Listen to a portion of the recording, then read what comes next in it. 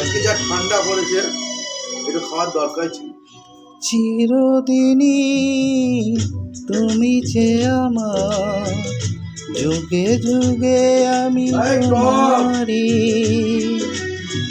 চিরদিনই তুমি যে আমার, না হলে বোঝা যাবে না। যুগে যুগে আমি তোমারি। আমি আছি সে যে তোমার, তুমি আছো সে আমারি সঙ্গী সঙ্গী।